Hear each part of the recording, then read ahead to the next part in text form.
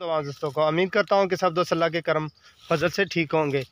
तो आज जो मैं काफ़ी दिनों बाद अपने बाग में आया था, तो मैंने कहा चलो एक वीडियो जो है वो शेयर करते हैं दोस्तों से, तो आपको भी ये बहुत ही अच्छा लगेगा।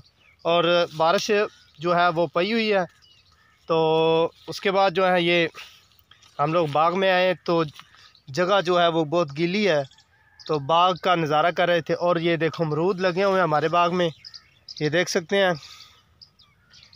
तो मैं ये खाने के लिए आया था, और जिन दोस्तों ने खाने हैं तो प्लीज़ वो मुझे मेरे पास आ सकते हैं और खा सकते हैं।